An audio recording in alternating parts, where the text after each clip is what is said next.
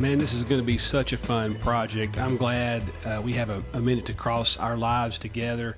I have got so much gratitude for just being here in this moment. And what I mean by that is, I started looking back the other day. I was looking at some old metrics and some of the Mossberg Rugged American Hunter series that I had done.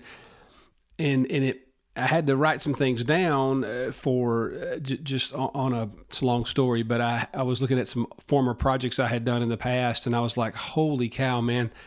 I would have had no idea when my daddy first took me hunting when I was a little boy that I would get to meet all the people I've gotten to meet and go the places I've gotten to go and be a part, sometimes a small part and sometimes maybe a little bit bigger part of different projects that share the gospel with hunters over the last several decades. And gosh, it's kind of humbling, man. But in that, you learn a lot, you see a lot. I have had an intense privilege of getting to speak at men's events and retreats and wild game dinners across the country. And you get to observe a lot of things. And so I just wanted to reflect on some of that and really try to help, I think, help us reach more hunters, So here's how I got my start. You probably don't know much about me, but I got my start in actually writing. I started writing in the hunting industry. I think I tell a story somewhere in this journey about how I got started doing that. It's kind of funny. I'll let you encounter that here in a minute. But as I got into writing a little bit, I was young in ministry. I was in my mid-20s, and I began serving a church, and we actually hosted a wild game dinner. I wanted to do that. You started hearing about wild game dinners starting to come back, and I wanted to try to reach some hunters. My church was in an area with a ton of hunters, and so we did that, and so all of the things that I did in the outdoor industry really came a lot later. But I got involved doing men's ministry really right out of the gate in my early ministry career. And I learned a lot from, ministering to men. And people ask me all the time, how did you do this, Jason? Or how did you get to do this? Or how did you get to do that? And truthfully, I didn't have a golden plan. Like if you had ever told me I would have gotten to be able to do a Bible for hunters, and much less two of them, I would have been like, no way, how do you do that? I didn't start out with that kind of plan. I just didn't. I really do believe when it comes to ministry, you can build the plane while you fly it. And what I mean by that is, you want to have a plan, but if you look at what Jesus did with a lot of his disciples, I mean, you don't hear him saying, oh, hey, by the way, we're going to go across the lake. And then when I do, we're going to encounter a man in Gerizim. We're going to heal a demon and we're cast a demon out. And then we're going to go back across the lake and I'm going to heal a woman who's been bleeding. And then I'm going to calm a storm. And by the way, after that, now I'm going to send you out and we're going to go and you're going to go out into the cities and you're going to start ministry there. And then after that, he didn't do that. Jesus called us to follow. And so I just say start, man. I'm a big believer in stop talking about it and just go do it, man. And so I got my start after I had, written some things and, done some things in the speaking world. I just wanted to help churches get inside the mind of a hunter. And so I called a man named Gene Williams at the Tennessee Baptist Convention. And that was a long time ago and hadn't talked to Gene in a long, long time. But Gene was working for the Tennessee Baptist Convention at the time. And he and I kind of partnered together and we just began helping churches of all sizes kind of band together to reach more hunters, because hunting is not a hobby. And if churches and pastors could understand that it's an obsession. Mossy Oak nailed that. They really did. Mossy Oak nailed that. It's not a passion. It's an obsession. It is not a hobby. It's something that comes from deep in their bones. And if churches could see that there are all these missionaries that are just in the making, waiting, I really believe there'll be an access to a whole new world that pastors don't have access to. Pastors don't have, I've pastored several churches, and as a general rule, a pastor doesn't have access to the duck blind. He doesn't have access to the deer camp. He doesn't have access to ice fishing and things that people do, and the bass fishing club and whatever. But hunters do, and they're stepping into worlds that most churches don't really have, an entryway. So that is my heart behind it. So it's a beautiful day here. I got my duck dog Stella laying over there in the corner, and I'm just going to walk you through some things I've seen over my life, and hopefully it'll help you, craft some better ministry decisions and better ministry outcomes for what you're doing. So right out of the gate, let's talk about working with your pastor. Chances are your pastor's not a hunter. In fact, I've met very few pastors in my life that I would consider an actual hunter. And what I mean by that is not some dude that has, shot a shotgun somewhere. It's amazing how men are, they don't want to admit, oh yeah, I've run a chainsaw, or oh yeah, I know I've done that. We just don't want to lose face. But truthfully, most pastors are not hunters. And every now and then some are. They may have gone squirrel hunting, but that doesn't mean they are a guy that knows the difference between, mossy oak, shadowgrass habitat and, bottomland timber versus real tree, AP green or whatever patterns out there right now. So, just know that. But let's talk about working with your pastor. I would say, and by the way, while I'm on that topic, there is a free ebook at jasoncruz.com that is called Pastoring Hunters. If you click on I think it's under the tools, it may be under the tools or the resource section, but if you go to my website, you can get that.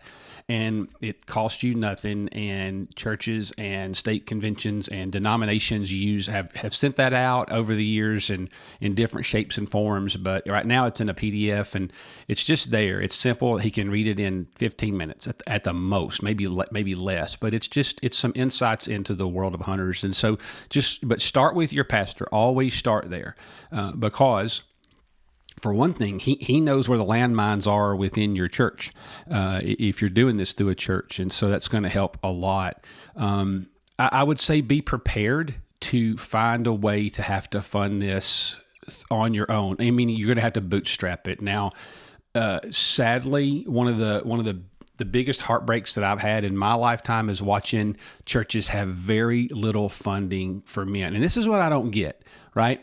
The statistics show, I actually did my doctoral research on reaching hunters. So I actually have a D-Min in leadership, a doctorate of ministry in leadership, but my dissertation was on reaching hunters. And I had to do a monumental amount of research, as you could imagine.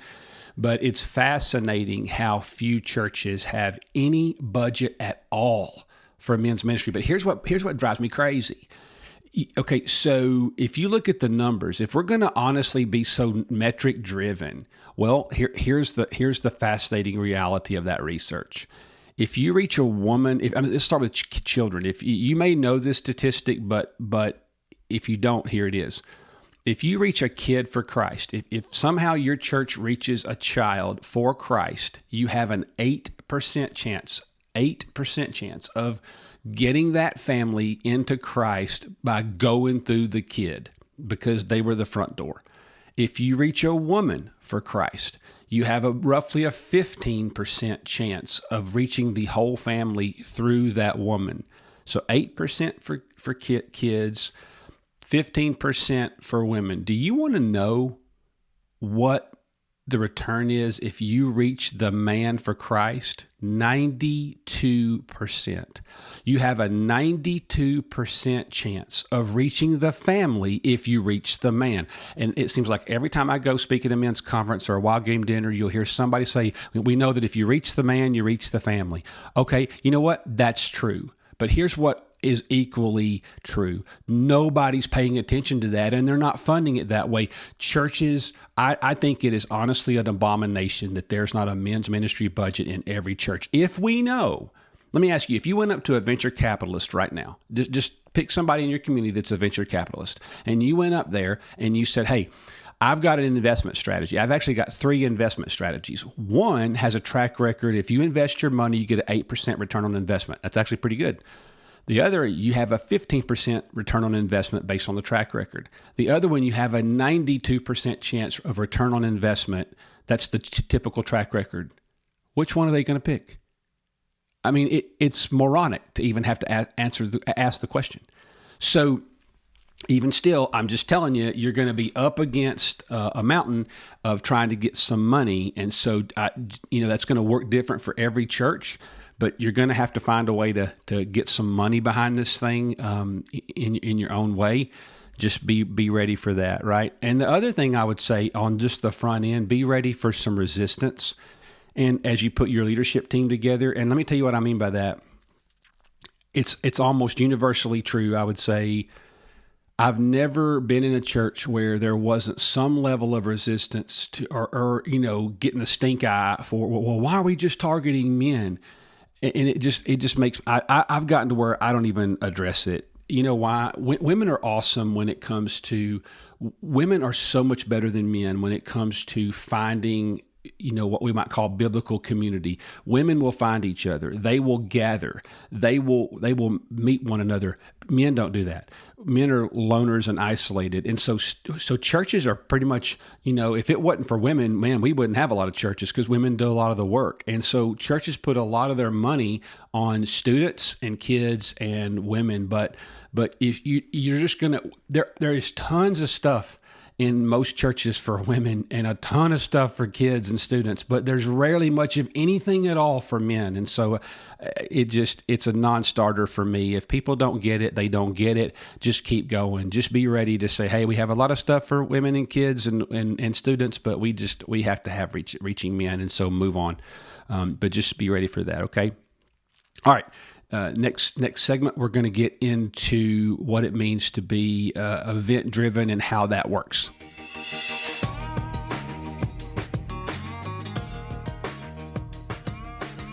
So if you're going to have any form of men's ministry in your church, it's going to be event-driven. It just is.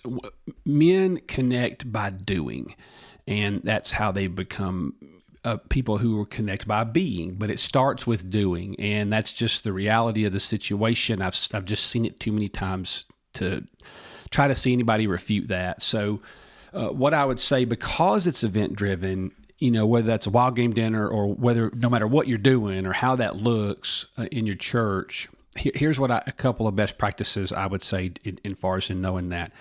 Let's start with just what it means to sync up your events with other events. I would say the number one thing that I see as a speaker and even as a consultant at times over the years is, and I've done that for churches, more than once, and come in and just help them look at their leadership strategies and reaching men. But I would say churches tend to plan events that are outliers. They just have a wild game dinner, or they have a big, clay shoot, but they don't really connect the dots to how that could lead to other things. And so what I would say is, if, because you are going to have events, what I would say is, make sure that you have something coming behind that event. And it doesn't have to be a big something, but have a way to do that beyond your follow-up. The next segment, we're going to talk about follow-up. But before we do that, let's talk about syncing up your current event with something else. Let me give you a good illustration of that. So several years ago, I was speaking at this church in Virginia, and they had a pretty big wild game dinner. And so I was, asked to come speak at it. So I did. And so they, at the time, I had just produced this 6-part DVD series for Zondervan called Close Encounters. And it's Bible study. It was one of the coolest projects I've ever gotten to do. And I had a lot of, Will Primos was on there. And I had I think Tim Harold was on there with me with the bear hunt. I can't remember all the guys we had. I've done a lot of those. And so it's kind of runs together, but I know it was some really great hunts. And what we did is the idea was you could put the DVD player, have it, it's like every small group class had one of those. And so you'd put it in there and you'd watch it. And I walked you through, it was actually just a Bible study, and so guys were doing it at their duck clubs, guys were doing it at their hunting clubs, and in their front, in one particular group I know, before archery season, they would do a segment of, they would shoot their bow from like 5:30 to 6:30 in August. And then have a few barbecue guys, and then they would go inside to a guy's den and they would go through close encounters. Man, I remember that one particular church, I think it grew, they had probably end up, 15, 20 dudes shooting their bows. And so I'm going to return to some more of those things that are going to be free at jasoncruz.com. So you're going to be able to have some more of those events or some of those resources in the future, the short future. But so by the time you're hearing this, it may already be on my website, but that's coming in the next few months. But here's my point. The Virginia church, what they did is they had, at that particular church, they had a lot of factories around their church, manufacturing facilities. And so they said, our particular town, I thought this was genius by their pastor. He said, our particular town, we kind of move with the shifts. We have, the morning shift, the midday, the second shift, and the third shift. And he said, so what we're going to do is we're going to offer close encounters on, in the evenings, after work, but we're also going to offer it at noon to catch people coming off the first or coming off that midnight shift. I forgot how they did it, but it seemed like noon, middle of the day, was a good spot to catch that second wave. And man, when I spoke at that Wild Game dinner, they talked about, hey, we're going to have close encounters if you love to hunt. And so they had a lot of non-believers at it. And so they offered close encounters as an intentional follow-up. And they talked about it at the actual event. And it was starting 2 weeks later. And it gave them 2 weeks to do all their follow-up. And I talked to that pastor the next year, and he said, man, it worked so well to have something that led into something. One thing fed another. So I would just say, when it comes to your events, there are two critical components that we often do not do. One is we do not have a plan of how to get those guys back that we're reaching for Christ. Number two, we don't follow up well at all. Churches, I don't care if it's kids events, student events, women's dinners, I don't care what it is. Churches are notorious for just not doing well when it comes to follow up. So let's talk about that.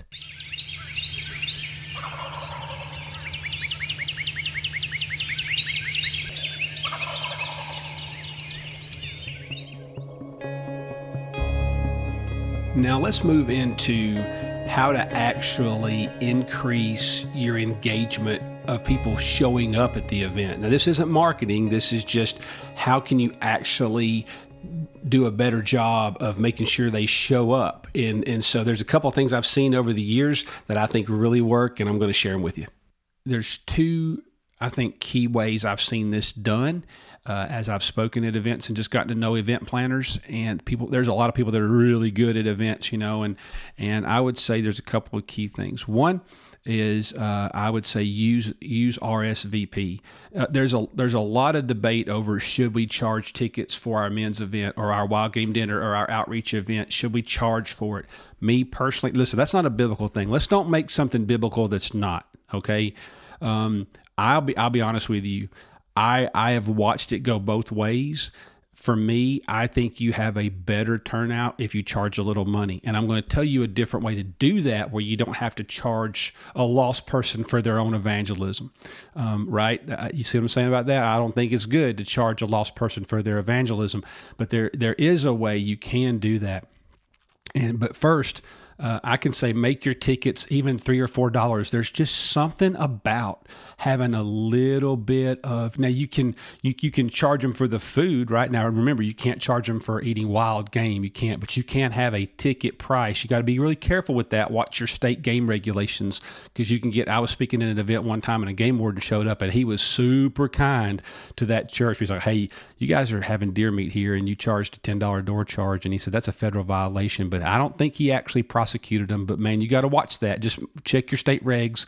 You can do a donation or whatever, but just watch that. Nonetheless, What I would say to you is having an RSVP system really is easy, and you can do that online, and that just lets you know. Because the last thing you want to have happen is 500 dudes show up and you've got 400 food for 472 people. You do not want to run out of food. By the way, I'll tell you what I've seen churches do that can cover you on that is have you about 15 to 20 pounds of pulled pork sitting over in the refrigerator, that if you notice you had a big turnout and the guys just show up unannounced, which does happen, you can always bring out some hog and warm it up real quick and have some barbecue sandwiches and some chips and get by.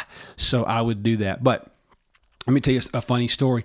This is kind of funny, man.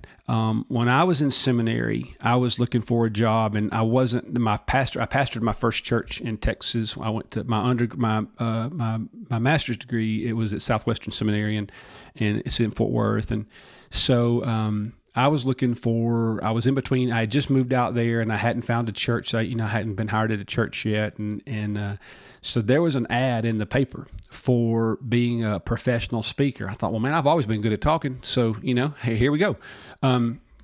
Now, what I did is this group was a financial aid organization that helped parents find they would basically think of it like an accountant. You know how you pay an accountant to do your taxes? Well, what this group would do, you paid them a fee and they would go hunt down college financial aid for you, but they needed speakers to do their presentations when they would have them across the Dallas-Fort Worth area. So I did that.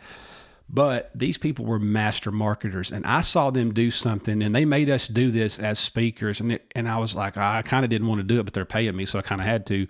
But I was like 23, 24 years old. But here's what they did. So let's just say that I was going to be at the Hilton tomorrow, and I was the keynote speaker to do the seminar on kind of what this service is provided. So you might have 15 to 100 parents come. But what we did is we took the list of people that had signed up, and they ran split tests on this, and man, it worked. They went for about a year where they would have all these no-shows, like they have 50 people signed up and 20 actually showed up. Well, they started having us call on the day before the event. So the event was always on a Saturday morning. Well, on Friday evening, if you were the keynote speaker, you had to call that call sheet. And 7 out of 10 times you got the answering machine. But let me tell you something, buddy. I remember the first time I did that, I had like 50 families to call. And I made those 50 phone calls probably in an hour, because most of the time they didn't pick up. I'd left a voice machine, a voicemail. Our attendance was like 90%. It was crazy how effective that was. So just use that call sheet the night before and divvy that out among some of your people, or just now you can use text messaging. You don't even have to call them. Just copy and paste a text, but make it personal, and that really, really works. So let's talk for a second about tickets and how that goes down. So what I would say about tickets is, here's the most effective ways I've seen many churches do it like this, but what I would say is, if you want to have a ticket, here's what you do. So let's say that every table has 8 people. Let's say that you have a standard table, a round table of 8 people. Okay, then you ask your men that, hey, listen, the tickets are $5 a piece. Okay, so a table for 8, obviously that's $40. So your men that are in your church, they actually spend $40 of their own money, and they buy tickets. Now, what they can say to their buddy at work, hey man, what are you doing next Saturday or next Sunday or whenever the event is? Oh, well, I don't know. We hadn't thought about it. Well, hey, I bought you a ticket if you'll just come. I bought you a ticket. There's something psychological. There's a little leverage there that if they accept that ticket, well, they know, oh man, Michael bought that for me, and I kind of need to go because he bought it.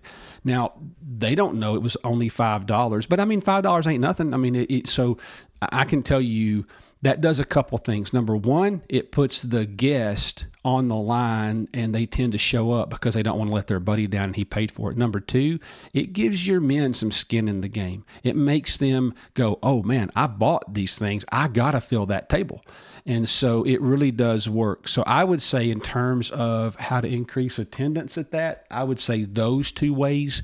And now we go back to email, right? Now, but you've also, if you've done this for a few years, and if you did it last year and you got an email database, guess what you've got? Now you've got a database of guys that you can send, an announcement to as well. Email is key. And so just keep using that. And I think your attendance you're going to see that turn out to be a little stronger. Okay, so we talked about the front end of any event. Let's talk about the back end, the actual follow-up methods, because I think there's some pretty key strategies there too that make your event truly better than most, that take it to the next level. And that's what you want. You want to, if you're going to close this thing out, man, you would never hit a baseball. If you hit one over the fence, you want to step on home plate. And that's what it's about with follow-up. I think the most effective way I've ever seen follow-up done has to do with churches that have a follow-up team who aren't involved in the event planning. If you're the event planner, if you've been on the immediate team planning something like any men's outreach event, you're exhausted. I mean, you've been working 6 months to a year.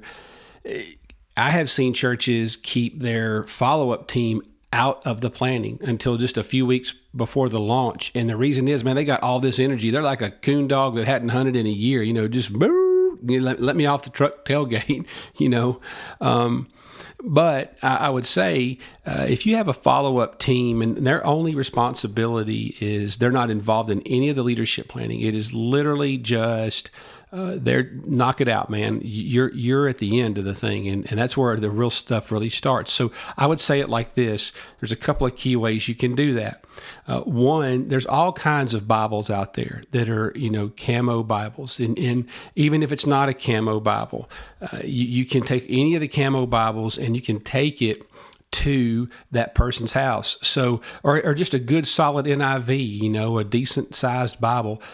So if a guy named Mike came with one of your church members named Robert, man, you on the follow-up team, y'all get in your truck, just run by his house and drop that off one evening, and don't stay, don't go in. I would say don't even go in the house, no matter what he says, unless he just presses it, but just take him a Bible, take him something like that to keep up with him. And there again, having a follow-up sequence event is a really big deal too. And so having those kind of things work and having those things planned out well, having a team that's all they're thinking about, it'll go so far.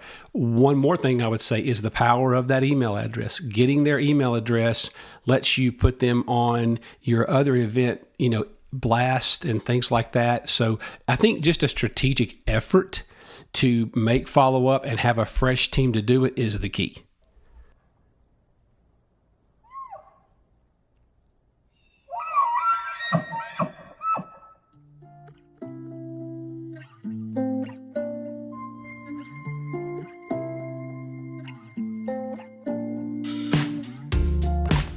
Let's talk now about the best times to have your event. I get that question a lot. And, I can tell you what I've seen just over time.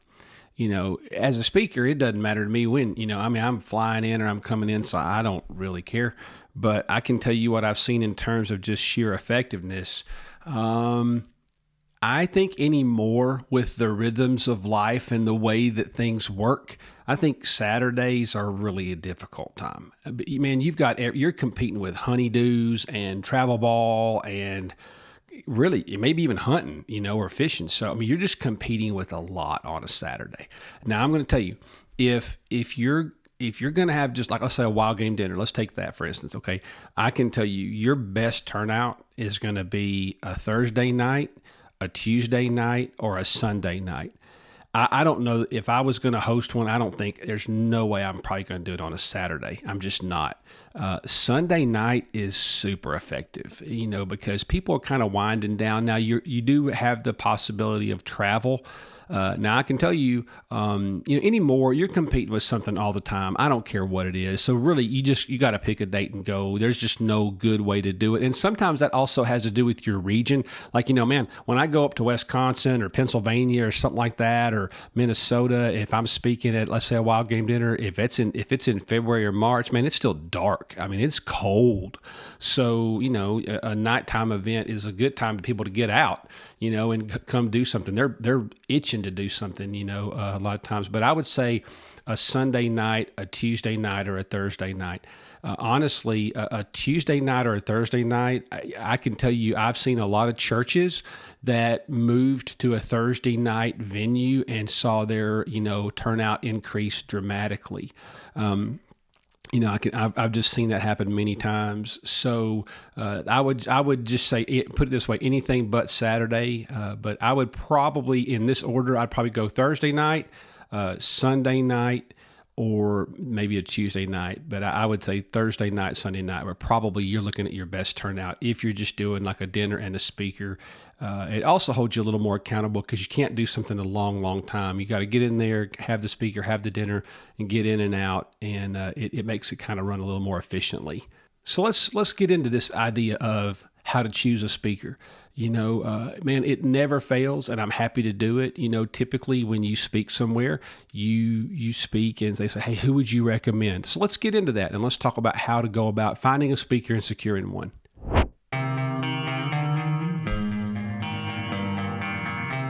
I mean, let's face it, a good speaker can make an event way better, and a bad one can make it way worse. You do want to find a good one. And I'll tell you, one of the great ways to do that is ask the guy that's speaking.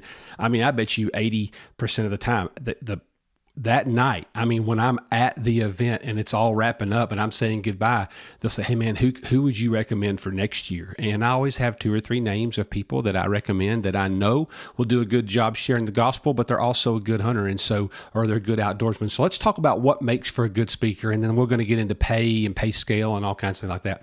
The first thing I would say is understand that you've got to have the right kind of speaker, because you just cannot have somebody if it's a football coach, or you're getting like, a Dabo Swinney, let's say, or somebody like that. Well, then everybody knows he's not a hunter, or maybe he might hunt a little, but I see a lot of churches make that mistake. They call it a night for outdoorsmen, and they can tell, listen, it's a dead giveaway if a guy knows how to hunt and if he's actually a hunter. Let's flip it for a second. Just because a guy is an outdoor industry personality, that doesn't mean they are going to do a good job sharing the gospel. They're a Christian, but they don't know how to share the gospel well. And, or maybe they just bring it up. I've seen this happen a lot. People bring in somebody and they're like, oh man, this guy's got a hunting show or a YouTube channel or whatever, or he's a game call maker and he happens to be a Christian. Or you'll see churches will do this a lot. Oh, we'll get old Gary, he's the next county over. He's a good taxidermist. He loves the Lord. He's a good old boy, but he's not a speaker. Listen, if you're going to spend the money and the time and you're doing all this work that leads up to that moment, you need somebody that can actually deliver the goods. And I don't mean that to be like, some big rock star. I mean, the only rock star in this whole thing is the one that came out of the grave, right? I mean, but they need to know what they're doing.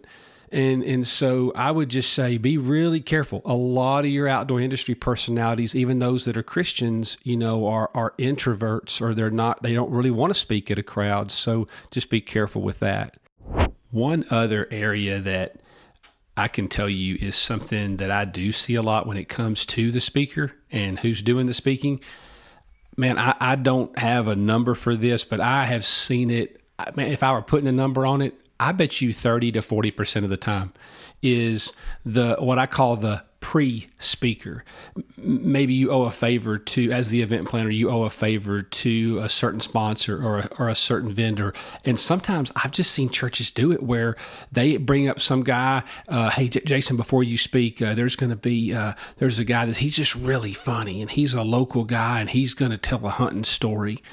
Well, he told you he was going to speak for 5 minutes and he went for 15. I mean, they never just speak for 5 minutes. Hey, we're going to have the local game warden. I've seen this happen more than once. We're going to have the local game warden, or we're going to have such and such turkey caller. He's going to give a 5 to 7 minute seminar. Well, it's never 5 to 7 minutes. And then, so now you've got the next speaker. And so they have sat through 2 speakers and man, I would not do it. I've seen them do it so many times, and it just tends to never go well. If you want to have, maybe you want to have a vendor speak, or you want to have somebody give an insight to the community or the local bass fishing report, man, do that while they're eating. And then you have a natural break for 10, 15 minutes until your keynote comes up. So just be mindful of that because it tends not to go well. Now let's talk about some of the mechanical aspects of securing a speaker. The first thing I would say is get a contract. I mean, it doesn't have to be anything special. And in fact, most good speakers are going to have one anyway. There's different agencies that I work with or that'll, kind of represent me but most of the time it's just coming from me. And my contract's 1 page and it's the furthest thing from legal speak, but it's clear. Here's the speaking fee. Here's if you want me for 2 or 3 days or a men's retreat, then here's extra day cost and here's how travel's arranged. It's a single page, but it's clear, and here's the deposit and that kind of thing. And I would just say, I promise you want clarity. You really do, man. So get a contract no matter what.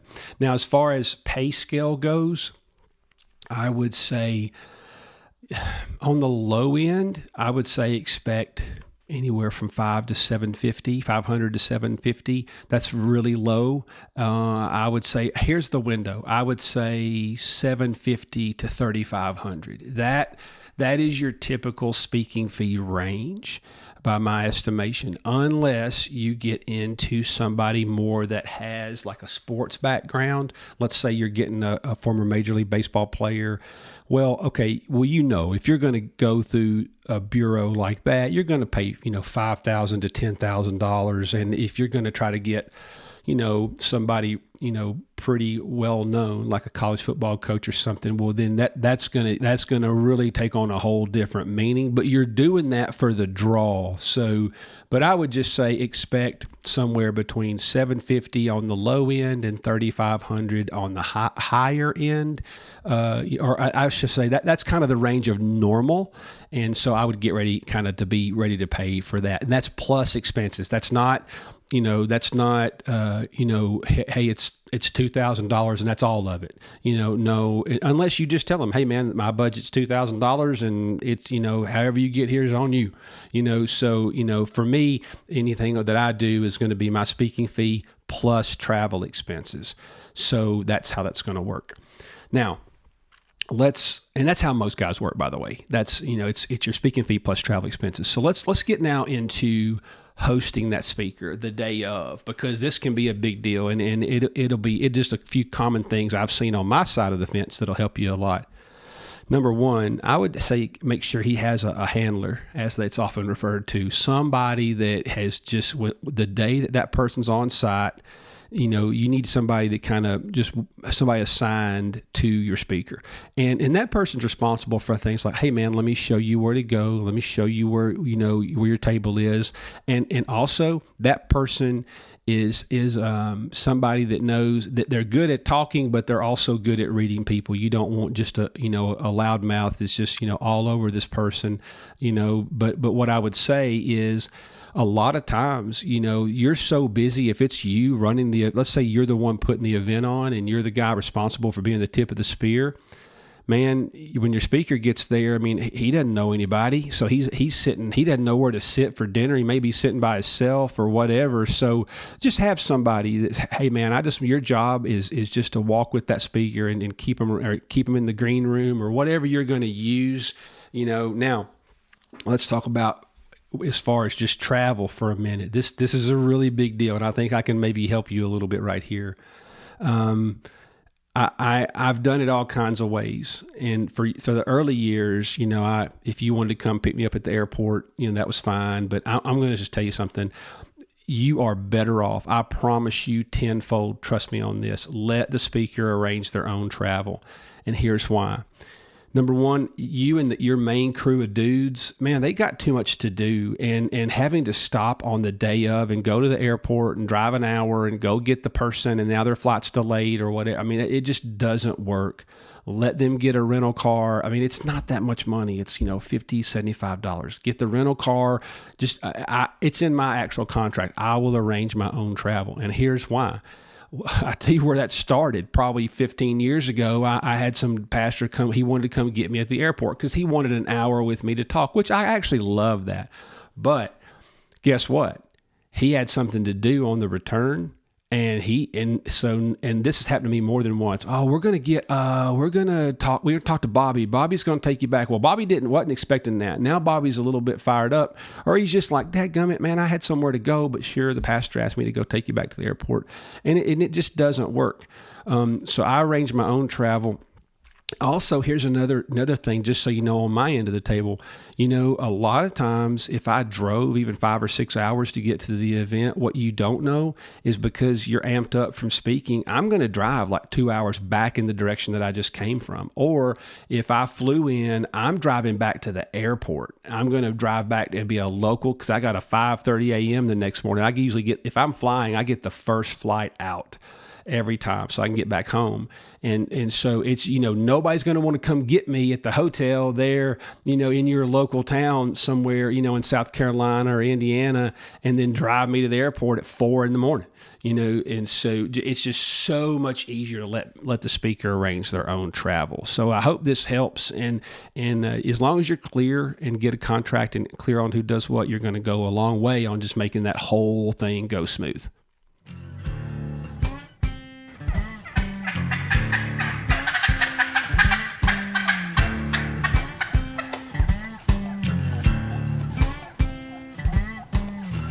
Let's get into something that I think is going to be hopefully very insightful for you.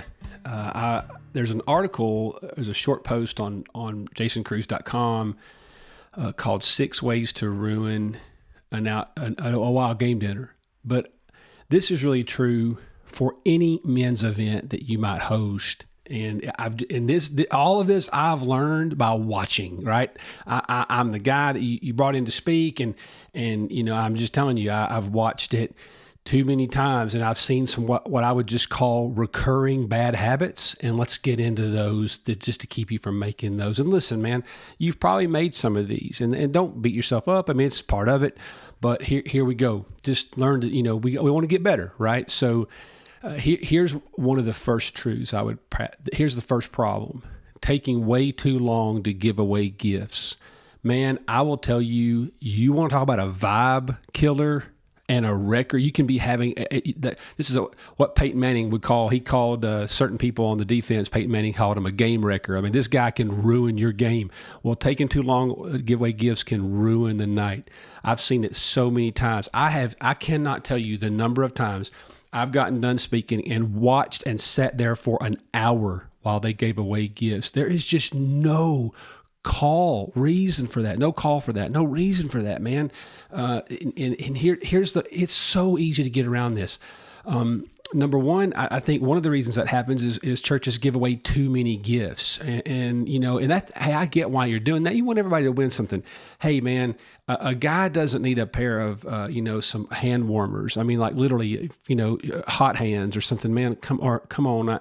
I would use my money more wisely, give away fewer gifts and maybe nicer gifts. But here's the simple way to get around taking too long to give away gifts. Give gifts away all night long. It's so easy.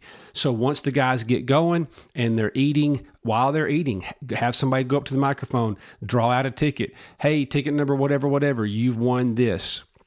And then you have runners, and they don't have to climb over everybody. Have 5 or 6 dudes that are there, and they just walk those gifts out to the crowd. Raise your hand, I'll come over to you and bring it to you. Or, hey, when you get done eating, come up here and get your gift. You can do it that way. But just don't take too long to give away gifts. Here is a second I guess you'd say game wrecker. We'll just go with game wrecker. Here's another game wrecker, right? MCs that hijack the event. I have seen this happen probably, I would say 50% of the time that I go speak at an event, there's usually an MC, which is a really great idea. It keeps the event moving along. But if you've ever been to a charity banquet or anything where there's a true MC, man, there's a real art to that. And they're funny, or maybe they're just good with crowds. But they also, here's what a good MC knows. You know what a good MC knows? They are not the speaker. That's what a good MC knows. They're not the speaker.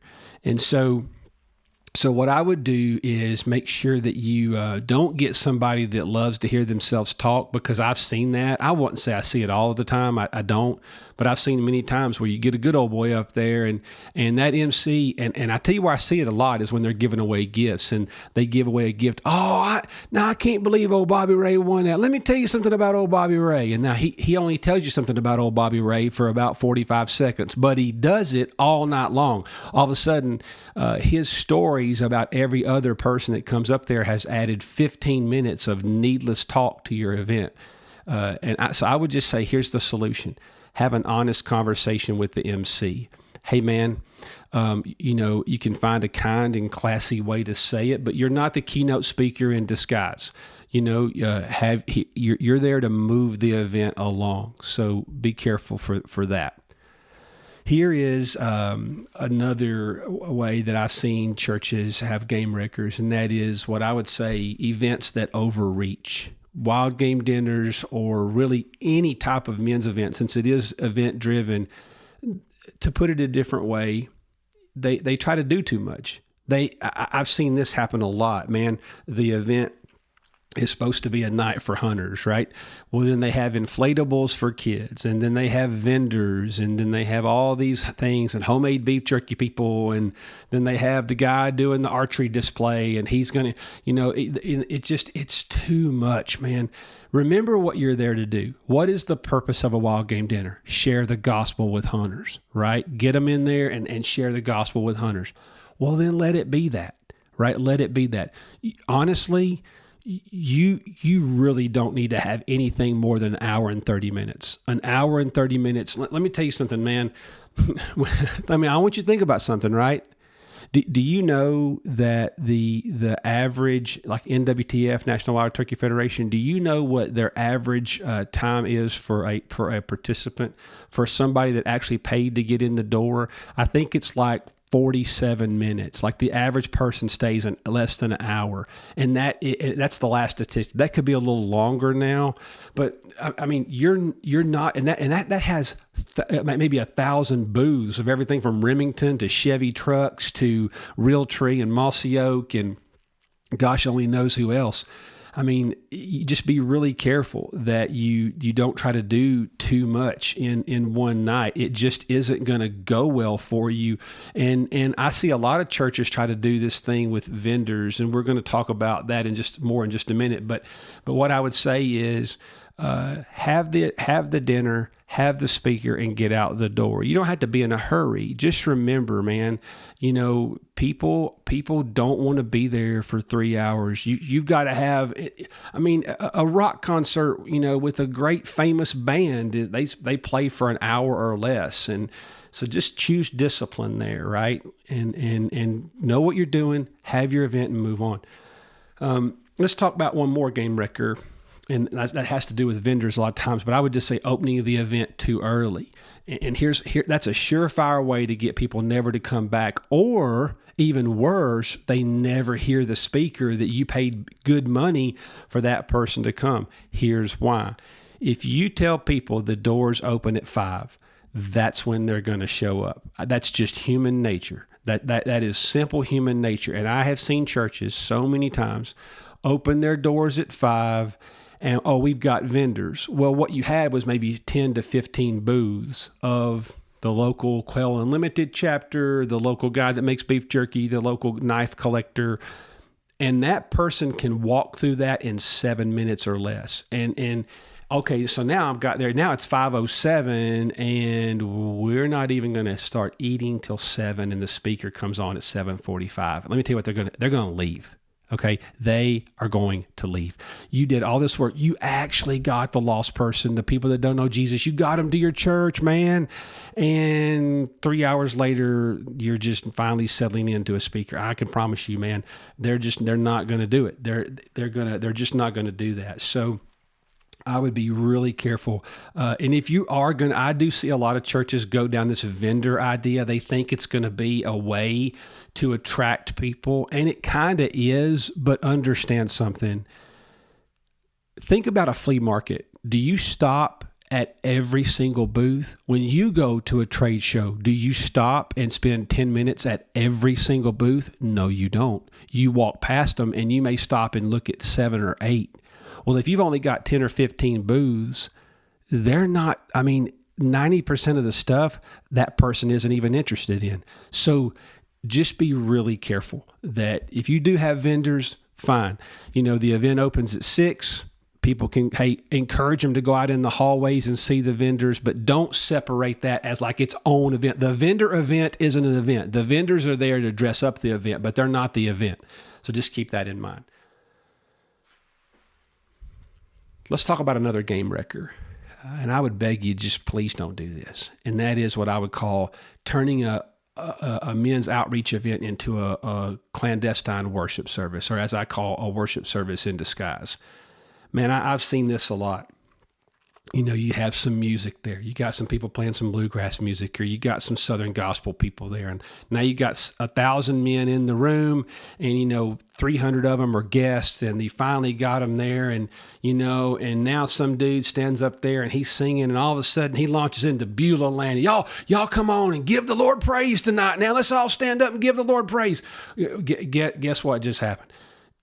I call that ambush evangelism. And so what happens is you told them they were going to have a night for outdoorsmen and for hunters, and really what they got was a worship service in disguise.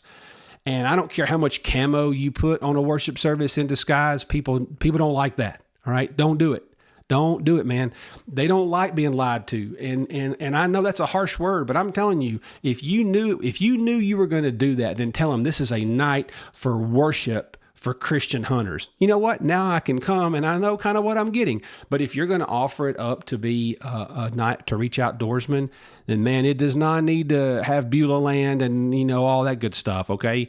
You need to follow through on what you said you'd do. And then you're going to be a lot better off. Here is, I guess, really, I've mentioned a couple others, but I would say 2 others. Just remember, failure to follow through is a way to ruin it because you did all that work, and so just be really cognizant of having that follow through. That can ruin an event on the back end, and you didn't mean to. You were just tired. So I would finish with that. Just make sure you have a good follow up team, and then you're going to be. I'm going to add one to that. I'm going to add one more. Man, so I'm just we're going to turn this into group therapy. I'm still in trauma from that. This was like a long time ago. And let me tell you what happened, man. I'm going to add one to this. Have really good media, audio, tech, have good stuff. All right. Let me tell you about, this is probably the worst event I ever attended. And it was everybody's fault and I guess nobody's fault, truthfully, but let me tell you what happened. So a few pastors did something I thought was really cool. I wish all pastors would do this. These pastors went in together. They were all at different churches and they went in together. And they said, why don't we all have wild game dinners? Why don't we just go in together? And if we're going to share the gospel, let's do it. We have a better budget. It was so smart. There's a lot to learn from those 3 guys that did that. Well, they combined their budget. Well, all of a sudden they called me like a month out and they said, hey, Jason, we're having to move the event venue because this thing went from like 500 people we're going to have like 1,500 people. And there's only one place in the whole county to do it. And it's at the Ag Center. I'm like, man, this is awesome. So I travel down there. It's in a different state. And I get down there and they are in a rodeo arena. I'm talking about straight up Lane Frost rodeo arena, dude. And I'm like, holy cow. And they had packed that sucker out. But here's where it went bad. They literally did not want to spend the money to hire a sound crew. Well, first of all, God's done this big thing. You thought you were going to get 500 people and all of a sudden you got 1,500 people. Man, this is a hallelujah moment. Well, you need to find a sound crew to come from the closest big city that knows how to put up sound. Because let me tell you what they did. They put a microphone in my hand, and I was on the Rodeo Arena PA system. And you know what it was like? It was just like this. Hello, hello, hello. I'm Jason, Cruz. Good to see you. Hope you're here tonight. Good night. I mean, it. As soon as I started speaking, I stopped and I looked at those pastors, and they were dying. I'm like, fellas, come on. Are you kidding? You didn't think to do even a sound check? I mean, it was so bad. I mean, I could not believe it. And I was heartbroken for them because they did such a good job. And that's one of those places. I don't care if you have to dip into your church budget. God has done a big work. Man, they could have gotten a local band and rented out $100 worth of sound equipment, done better than that. So I would just say, really make sure. Think about it this way. What good is the gospel if nobody can hear it? And what good is the gospel if the audio's so bad that it's a distraction? So just pay the money and do it right. So those are a couple of key ways I would say that you can really ruin an event. So let's move now. Let's finish this thing out with what I would just call one of the best practices I've seen on how to have a consistent men's ministry. And we're going to wrap it up with this. So as we close this thing out, let me just give you what I would consider probably the best practice of consistent rhythms of ministry for men that I've seen, and something that we even do at our church. And that is what I just call it, the quarterly grab and go. and let me tell you what that is. Most men's ministries are a breakfast. I don't know how that happened. It's like there's a trademark, maybe there's a patent in all evangelical churches that a men's ministry is basically a annual breakfast, or ever. Some of them even do a monthly breakfast. That is, listen, fellas, a monthly breakfast is not a men's ministry. Okay, that's a breakfast. That's all it is. It's a breakfast. You got to have some intention behind that. But so what I would say to you is, what we do is once a quarter, we have different affinity groups. We have a golf group. We have a hunting group. We have a fishing group. We have a history group. We have an entrepreneurs group. And we have all these different groups based on your passion. And that's actually what my doctoral dissertation was about. It was about men's ministry that was passion driven. Because here's what I've learned. Passionate people do not need to be motivated. They don't need to be motivated. If you're passionate about something, you're just going to do it, right? And you love it. You're going to do it no matter what. You're going to spend money to do it. So what we do is quarterly, we have, and we don't even always bring in speakers. Sometimes we just have it local. So here's how it works. You show up on a Saturday morning, and we actually have a Cracker Barrel catered breakfast. It's not that expensive. And so we do that. So the guys come in, and then my dog Stella's neat. I told you she was a diva on the front end of this thing. She comes over here wanting me to be petted right in the middle of a segment. Go. So the guys come in, they get a breakfast, and for about 30 minutes they talk. Sometimes we've had some country music singers. We have some songwriters in our church. That's gone over real good. They'll do like 3 or 4 country songs that they're writing, and that kind of adds a really cool flair to it. But really, within about an hour, you eat a breakfast, and then you go. So we start at 7 o'clock, and by 8 o'clock you're out the door. And what you do is you go do your thing with your dudes. So let's say it's a hunting group. You're going to go to the sporting clays, or maybe you're going to go to the pistol range. Or I've even seen some churches. That one church I know did something really cool. They had a doe day at the end of the deer season in our state, where you can kill does a lot anyway. And so what they did is you go on a doe hunt, and then, you got points for how many does you could kill. In our state, it's 3 a day, and they would give away really nice Bass Pro gift cards, but they would come back to the event that night. So what I'm saying is, you put a date on the calendar and you do something quarterly. That's that was a big swing for the fence, but you don't have to be that big of a fence swinger. You can literally just have your event, send out your guys. And so what you did was you get them all together. They're all together. They get to see one another, 50, 60, 75 dudes. And then all of a sudden, they're going out playing golf, doing their thing, but they get to put a date on the calendar. So you started on the front end of the day, and they don't come back. We don't, no, when they're done, they're done. But that quarterly grab and go, they grab some food and then they go do their thing with their respective, dudes. I mean, man, that really has worked worked well, and I've seen that work well. So that would be what I would say is probably your best model. So think about it. If you do the quarterly grab and go and an annual wild game dinner, man, you've got 4 to 5 solid events with follow-up that really give you a pretty healthy men's ministry there, man. It can really take off on itself. So I would encourage you to use that model. God has called men to be the leaders of the home and of the church. And fellas, I want you to know I'm so proud of you. If you're listening to this, you have a heart for men. And I would just say, please go step on the gas, do it more. Or maybe it's been sluggish at your church. Don't quit, man. Don't quit. If you reach the man, you do reach the family. And I'm just begging you, please keep staying in the fight. Just stay in the fight and do what you're doing. It is making more of a difference. Sometimes if you go back and look at what Jesus did with the parable of the sower, sometimes we sow and sometimes we reap. What did Paul say? I planted, Apollos watered, but God gave the increase.